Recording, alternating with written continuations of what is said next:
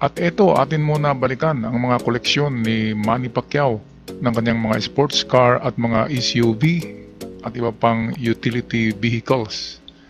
Dito sa nauna, ito'y Mercedes-Benz, itong kulay itim, at Ferrari, itong kulay gray. So dalawa kaagad, milyon-milyon ang halaga niyan.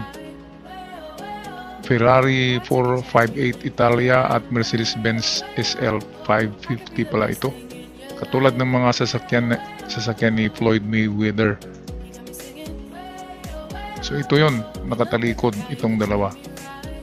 Ferrari at Mercedes-Benz. Ito yung front. At meron din siyang Honda Rebel 1100. Okay, so ito yung kanyang Ferrari. Sports car talaga, oh. 13 lahat daw ito. Ayon sa source natin, merong 13 sports car and SUVs itong si Manny Pacquiao. Noong nakaraang taon lang ito, pwede namang bibili ka agad yan kung gusto niya ng mga bago. At ngayon ang ating i-picture ay itong tinatawag na INCAS. Ito yung bulletproof na napakamahal na sasakyan. Bulletproof na sasakyan na tinatawag na INCAS.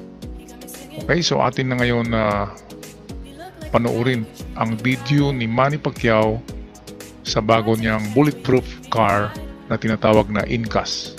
At alam niyo mga ka-art lover, si Manny Pacquiao lamang ang tanging binibiliban ko sa lahat ng Pilipino dito sa Pilipinas. Sino ba naman ang hindi bibilib kay Manny? Nandiyan na lahat sa kanya, napakaswerteng tao. Kaya ito, atin silipin ang loob ng kanyang INCAS. Ang INCAS nga pala ay merong halaga ito na 19 million pesos.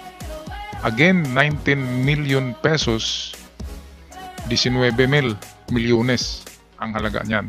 Ayan si Manny, oh.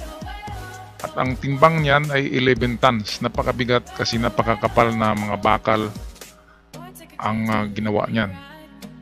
Meron din yan si Floyd Mayweather. At dito sa Pilipinas, dalawa lang yata sila meron yan. Si Chavit Singson at saka si Manny Pacquiao.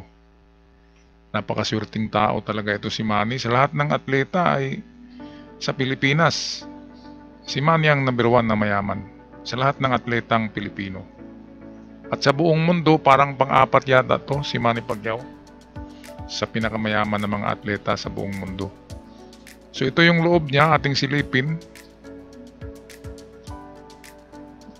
Napakalawak ng loob nito. Halos parang maliit na kwarto. Kasi napakalaking sasakyan ito. Ang gulong nito ay hindi tinatablan ng bala. At kung tatablan man yan ay hindi siya hindi sasabog ang gulong na yan. Kasi solid rubber yan. Ang gulong na yan. Ito yung kanyang loob, oh. Nandyan si Manny. Ayan. Pwedeng mag-transact dyan ng business. Parang maliit na sala. Pwedeng magkape, manood ng movies. Kompletong-kompleto. Napakaganda ng buhay ni Manny. Kaya nga tayo nagsumikap. Mga ka-TH ko dyan. Alam nyo kung gaano tayo nagsisikap na makahanap din ng ating mga swerte sa buhay. Habang nabubuhay tayo, mangarap tayo na katulad ni Manny Pacquiao at ibibigay yan ng Panginoon sa atin kapag narinig tayo ng Panginoon. At taimtim tayong nagdasal at naniniwala at gumagawa ng mga magagandang bagay dito sa mundong ito.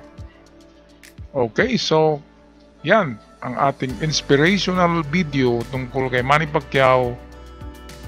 Napakagandang inspirasyon ito. Hanggang sa muli mga ka-art lover, ako'y magpaalam, huwag kalimutan mag-subscribe sa channel para sa mga ganitong klaseng video. Paalam, God bless.